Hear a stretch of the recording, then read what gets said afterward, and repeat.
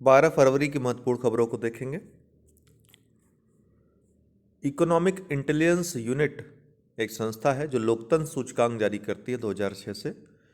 तो 2021 के लोकतंत्र सूचकांक जो जारी किया है 165 देशों के लिए जारी किया है, जिसमें भारत का स्थान है, रैंकिंग है 46वीं। पहले 3 स्थानों पे क्रमशः नॉर्वे है पहले स्थान पे, फिर न्यूजीलैंड और फिर फिनलैंड। नीचे के जो 5 देश हैं उसमें मध्य अफ्रीकी गणराज्य, कांगो लोकतांत्रिक गणराज्य, उत्तर कोरिया, म्यांमार और अफगानिस्तान। यहाँ लोकतंत्र की स्थिति सबसे खराब है। ब्लूमबर्ग बिलियनियर्स इंडेक्स, विश्व के अरबपतियों की सूची जो जारी होती है, ब्लूमबर्ग जारी करता है। तो ब्लूमबर्ग बिलियनियर्स इंडेक्स के अनुसार गौतम अडानी की कुल संपत्ति 88.5 बिलियन डॉलर तक पहुंच गई, जो 8 फरवरी 2022 तक मुकेश अंबानी के 87.9 बिलियन डॉलर से अधिक हो गई है। और इस तरह से गौतम अडानी, जो अडानी ग्रुप के मालिक हैं, एशिया के सबसे अमीर व्यक्ति बन गए हैं। इसी तरह भारत के भी सबसे अमीर व्यक्ति बन गए हैं। अपनी निजी संपत्ति में करीब 12 अरब डॉलर की बढ़ोतरी के साथ वह दुनिया के 10वें सबसे अमीर व्यक्ति बन गए हैं। वैश्विक स्तर पर देखा जाए तो एलन मस्क को 235 बिलियन डॉलर की कुल संपत्ति के साथ दुनिया के सबसे अमीर व्यक्ति के रूप में नामित किया गया था। तो पहले स्थान कौन है? ये हैं एलन मस्क। उसके बाद जेफ बेजोस दूसरे स्थान पे हैं, 183 बिलियन डॉलर। और बर्नार्ड अर्नॉल्ड की कुल संपत्ति 168 बिलियन डॉलर, ये तीसरे स्थान पे। ठीक है। वन ओशन समिट फ्रांस में आयोजित हुई। प्रधानमंत्री मोदी ने 11 फरवरी 2022 को एक वीडियो संदेश के माध्यम से वन ओशन समिट के उच्च स्तरीय खंड को संबोधित किया। 9 से 11 फरवरी के बीच फ्रांस द्वारा ब्रेस्ट में संयुक्त राष्ट्र और विश्व बैंक के सहयोग से, ध्यान रखिएगा एक एक लाइन, संयुक्त राष्ट्र संघ और विश्व बैंक के सहयोग से यह शिखर सम्मेलन आयोजित किया गया था। इसका उद्देश्य क्या है? अंतर्राष्ट्रीय समुदाय को स्वस्थ और टिकाऊ समुद्री पारिस्थितिकी तंत्र के संरक्षण और समर्थन की दिशा में बड़े कार्य करने के लिए प्रेरित करना था।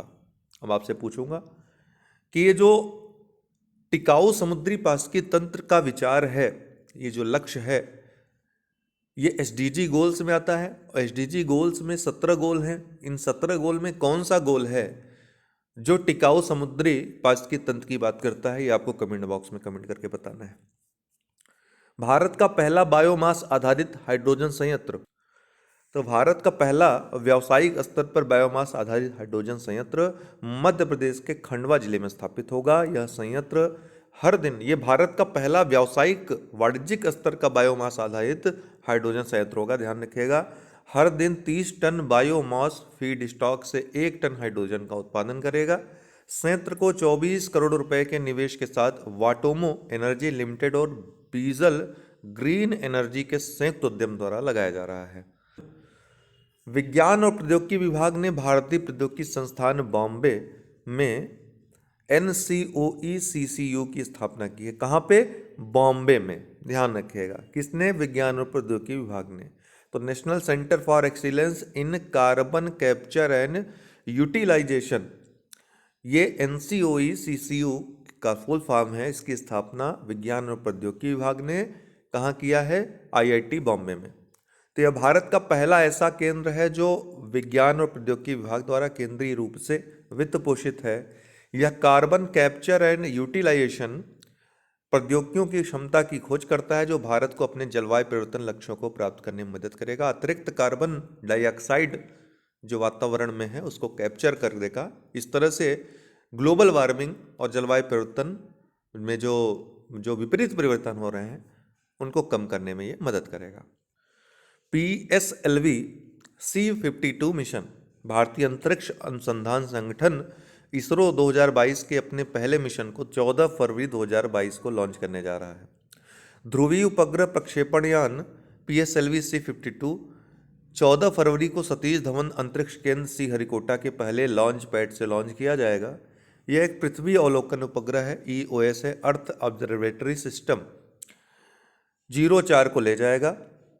यह अर्थ ऑब्जर्वेटरी सैटेलाइट 04 को ले जाएगा, अर्थात EOS 04। याद रखिएगा कौन सा उपग्रह? EOS 04। के चारों ओर 529 किलोमीटर की सूर्य तुल्यकालिक ध्रुवीय कक्षा में परिक्रमा करेगा। यह मिशन 2 छोटे उपग्रहों को सहयात्रियों के रूप में ले जाएगा। ध्यान रखिएगा, छात्र उपग्रह और प्रौद्योगिकी प्रदर्शक उपग्रह, ये दो। इस छात्र उपग्रह का क्या नाम है? स्पायरसैट-1। प्रौद्योगिकी प्रदर्शक उपग्रह का क्या नाम है? INS-2TD। इनको भी साथ ले जाएगा। EOS अर्थ ऑब्जर्वेटरी सैटेलाइट 04 क्या है? यह एक रडार इमेजिंग सैटेलाइट है जिसे सभी मौसमों में उच्च गुणवत्ता वाले चित्र प्रदान करने के लिए डिजाइन किया गया है। यह वानिकी और वृक्षारोपण, कृषि, बाढ़ मानचित्रण और मिट्टी की नमी और जल विज्ञान जैसे अनुप्रयोगों के लिए चित्र प्रदान करेगा। यह कार्टोसैट, रिसोर्सैट और रिसैट 2B श्रृंखला द्वारा किए गए अवलोकनों को पूरा करते हुए सी बैंड में अवलोकन डेटा एकत्र करेगा। ये थी आज की महत्वपूर्ण खबरें। आइए देखते हैं करंट अफेयर्स क्विज। किस तकनीकी दिग्गज ने भारत के डिजिटल पारिस्थितिकी तंत्र के विकास में तेजी लाने के लिए दूरसंचार प्रमुख में $1 बिलियन अमेरिकी डॉलर का निवेश करने के लिए भारतीय एयरटेल के साथ भागीदारी की है? तो ये गूगल ने। तो भारतीय दूरसंचार कंपनी भारतीय एयरटेल और गूगल ने भारत के डिजिटल पारिस्थितिकी तंत्र के विकास में तेजी लाने के लिए एक दीर्घकालिक साझेदारी समझौते की घोषणा की है। निम्नलिखित में से किस देश ने ओमान के मस्कट में महिला एशिया कप हॉकी में कांस्य पदक जीता? तो भारत ने जीता है। तो भारत ने ओमान के मस्कट में महिला एशिया कप हॉकी में कांस्य पदक के लिए किसको हराया? चीन को हराया। 2-0 से ये मैच जीता। द 10 ट्रिलियन ड्रीम पुस्तक के लेखक कौन है? तो SC गर्ग हैं, सुभाष चंद्र गर्ग। प्रधान भारत के पूर्व वित्त सचिव रहे हैं। इन्होंने द 10 ट्रिलियन ड्रीम नामक अपनी पहली पुस्तक की घोषणा की है। किस केंद्रीय मंत्रालय ने स्वच्छता स्टार्टअप चैलेंज लॉन्च किया? आवास और शहरी मामलों के मंत्रालय ने स्वच्छता और अपशिष्ट प्रबंधन क्षेत्र को बदलने के लिए अभिनव स्टार्टअप को प्रोत्साहित करने के लिए स्वच्छता स्टार्टअप चुनौती शुरू की।